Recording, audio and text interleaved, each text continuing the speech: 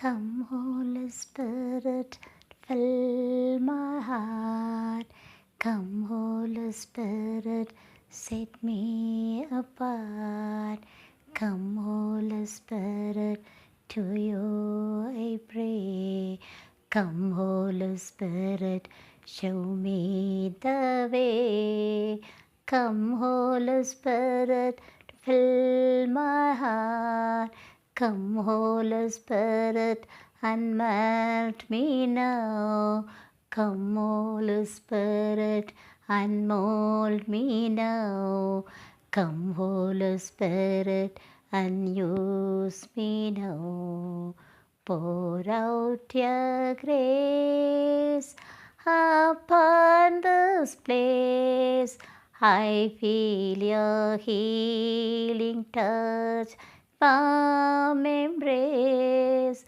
Renew my life, Lord Jesus Christ, that I may bring your love and peace to all the earth. Good afternoon. How are you? Welcome to my YouTube channel, Rise and Shine Nirmala.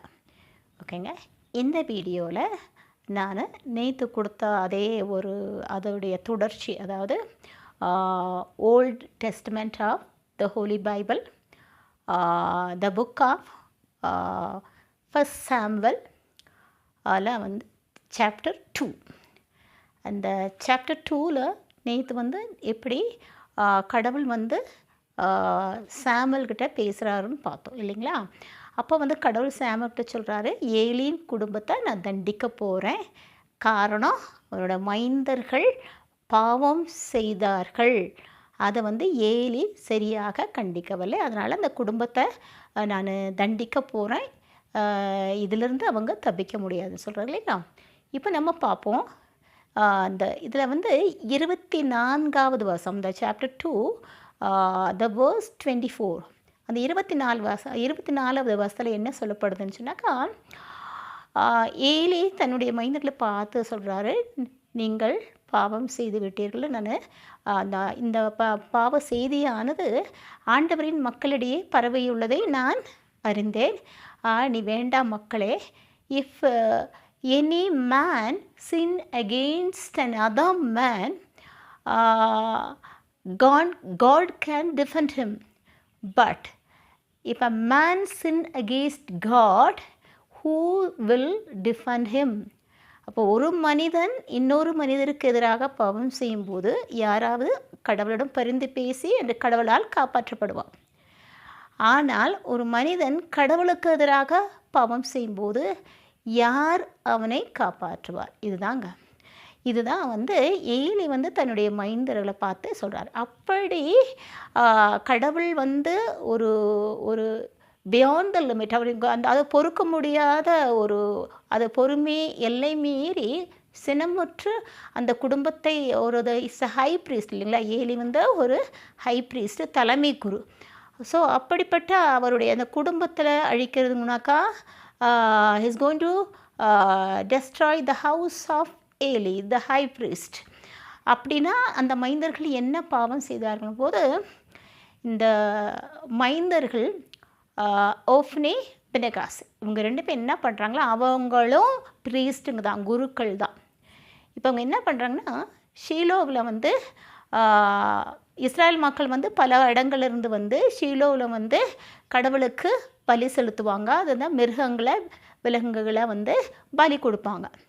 அப்படி கொடுக்கும்போது இந்த 2 மைந்தர்களும் என்ன சொல்கிறாங்கன்னா, பலி செலுத்தும் போது எங்களுடைய வேலையால் அங்கே வருவான். So servant will come. அவங்க எதை கொண்டு வருவானாங்க, 3 பல்லுடைய ஒரு கொக்கியை கொண்டுட்டு வருவாங்க. அப்போ அந்த கொக்கியை வெந்து கொண்டு இருக்கும் இறைச்சியில் அதில் போடும்போது அதில் மாட்டி அகப்படுகிற அத்தனை இறைச்சியும் எங்களுக்கு உரியது, எங்களுக்கு வேண்டும் அப்படின்னு சொல்லும்போது, அப்போ அவங்க பலி செலுத்தும்போது என்ன பண்ணுறாங்க, இந்த கொழுப்பை கொழுப்பு எடுக்கப்பட்டு அது எரிக்கப்படுவங்களும் பொருங்கள். அதுக்கு பிறகு நீங்கள் எடுத்துக்கலாம். இல்லை இல்லை எங்களுக்கு வந்து இப்போவே அதாவது எங்களுக்கு அதாவது வேகாத கறி வேணும், இறைச்சி எங்களுக்கு வேண்டும் அப்படின்னு அது அப்படி இது பண்ண முடியாதுன்னு சொல்லுங்களா? இல்லை இல்லை நாங்கள் வலுக்கட்டாயமாக உங்களிடமிருந்து அந்த இறைச்சி நாங்கள் ரோஸ்ட் பண்ணுவதற்காக நாங்கள் எடுத்துக்கொள்வோம்னு சொல்கிறாங்க. அப்படின்னா இந்த பலி வந்து கடவுளுக்கு ஒப்பு கொடுக்கப்படுது, கடவுளுக்கு உரியது. இதை இவங்க என்ன பண்ணாங்க, கடவுளுக்கு எதிராக கடவுளை அவமதித்து அந்த பாவம் செய்கிறார்கள். அப்போது இது வந்து தொடர்ந்து நடக்கக்கூடிய ஒரு நிகழ்வாக மாறியிருக்கு. அப்போ இவங்ககிட்ட என்ன பிரச்சனைன்னு சொன்னாக்கா, அவன் மற்றவர்கள் சொல்லியும் கேட்காம அது எங்களுக்கு கட்டாயம் வேணும்னு சொல்லி ஒவ்வொரு டைமே அவங்க எடுக்கும் பொழுது அவங்களுக்கு அந்த மன உறுத்தல் இல்லை. நாங்கள் பாவம் செய்து விட்டோமே, கடவுளுக்கு கீழ்ப்படியாமல் கடவுளுக்கு உரியதை வந்து நாங்கள் மாசுப்படுத்தி அவரை அவமதிச்சிட்டுமே அந்த குற்ற உணர்வு அந்த எண்ணமே இல்லாமல், அதாவது இப்போ நாங்கள் பாவம் செய்து விட்டோம் இனிமேல் செய்ய மாட்டோன்ற அந்த எண்ணமே இல்லாமல் தொடர்ந்து அதை செய்து கொண்டு இருக்கிறார்கள். அப்போ தான் ஏலிக்கு வந்து தெரிய போகுது, அந்த தந்தைக்கு தெரிய வருது. அப்போ அவர் என்ன சொல்கிறார்கள், மைந்தர்களே நீங்கள் பாவம் செய்து விட்டீர்கள், வேண்டாம் இப்படி செய்யாதீர்கள். அப்போ அவருக்கு வயசாயிருச்சு, சொன்ன இல்லைங்களா, அவருக்கு கண்ணெல்லாம் சரியாக தெரியறதில்ல, அவங்க அவர் வயதாகி விட்டார். அப்போ நான் சொல்கிறேன், அந்த பாவம் செய்யாதீர்கள். காரணம், ஒருவன் மனிதருக்கு எதிராக பாவம் செய்தால் கடவுள் வந்து காப்பாற்றுவார், அல்லது யாராவது பரிந்து பேசி கடவுள் அவர்களை காப்பாற்றுவார்கள். ஆனால் ஒரு மனிதன் கடவுளுக்கு எதிராக பாவம் செய்யும்போது யார் அந்த மனிதனை காப்பாற்றுவார்? அதனால் நீங்கள் கடவுளுக்காக எதிராக செய்த இந்த பாவங்களை எல்லாம் ஆண்டவருடைய மக்களிடையே பரவி இருப்பது பேசப்படுவதை நான் அறிந்தேன் அப்படின்னு சொல்கிறார். பட் அந்த மைந்தர்களை வந்து ஏலியுடைய சந்தையுடைய பேச்சையும் அவங்க கேட்கல, கடவுளுக்கும் பயப்படலை. அப்போ தான் கடவுள் வந்து அவர் வந்து அவர்களை அழிப்பதாக, அந்த குடும்பத்தை அந்த மைந்தர்களை அழிப்பதாக உறுதிப்படுத்துகிறார், கடவுள் உறுதிப்படுத்துகிறான். அப்போ தான் அவர் வந்து ஏற்கனவே இதை சொல்லிட்டு அதுக்கு பிறகும் சாமுவேல் மூலியமாக ஏலிக்கு இதை வெளிப்படுத்துகிறார். அதாவது ஏற்கனவே சொன்ன இதையே வந்து இப்போ கடவுள் வந்து உறுதிப்படுத்துகிறார். அப்படின்னா கடவுளுக்கு உரியது, கடவுளுக்கு அது வந்து பரிசுத்தமான இது. அதை வந்து மனிதன் தனக்கென்று எடுத்துக்கொண்டு கடவுளை கடவுளுக்கு கீழ்ப்படியாமல் கடவுளை அவமதிக்கும் போது அது மிக மிக பெரிய பாவம். அப்போ அதற்காக சரி ஒரு தடவை செய்யலாம், 2 தடவை செய்யலாம், அப்படி அடுத்தடுத்து கண்டினியூஸாக அதே செய்துட்ருக்கோம். பாவம் உணர்வை நான் பாவம் செய்துட்டு உறுத்தல் இல்லாமல் ஒரு ரிப்பெண்டன்ஸை அது கொஞ்சம் கூட இல்லை அவங்கக்கிட்ட. அப்போ அந்த மனம் திரும்புவதே இல்லை, நாங்கள் பாவம் செய்து விட்டோம், கடவுளுக்கு எதிராக அவர்கிட்ட கண்ணீர் வெடித்து மன்னிப்பு கேட்கணுன்ற அந்த உணர்வே இல்லாமல் தைரியமாக அதை தொடர்ந்து செய்து கொண்டு இருக்கிறார்கள்.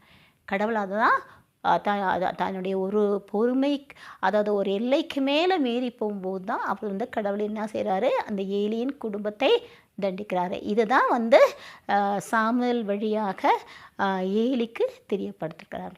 ஓகேங்களா? அப்போது நம்ம கடவுள் வந்து நமக்கு சில கட்டளைகளை கொடுத்துருக்கிறார். அப்படின்னா கடவுள் எல்லாற்றுக்கும் மேலான தேவாதி தேவன்.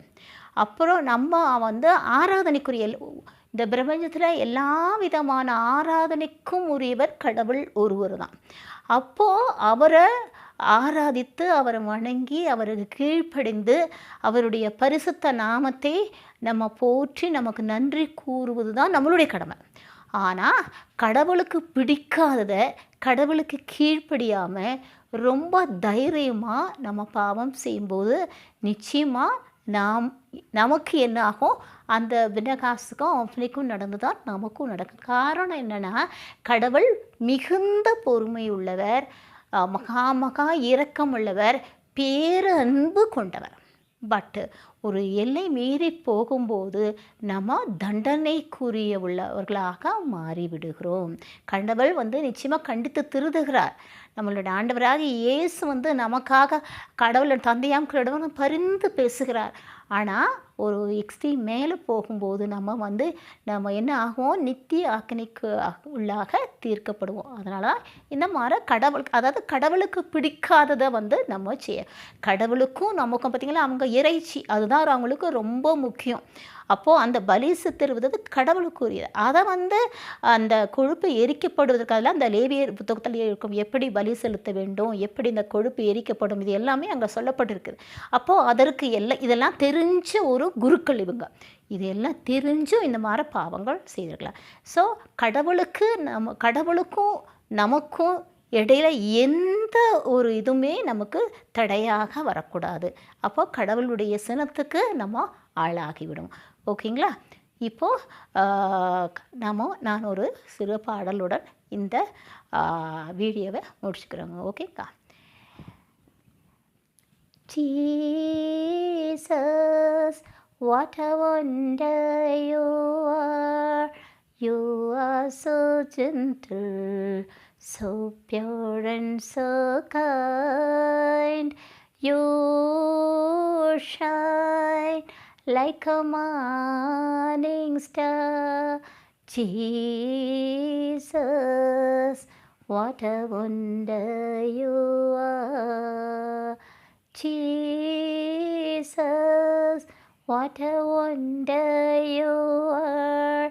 You are so gentle, so pure and so kind. You shine like a morning star. Jesus, what a wonder you are. Jesus, what a wonder you are. You are so gentle, so pure and so kind. You shine like a morning star. Jesus, what a wonder you are. Thank you. Thank you so much for listening to my video. Bye bye.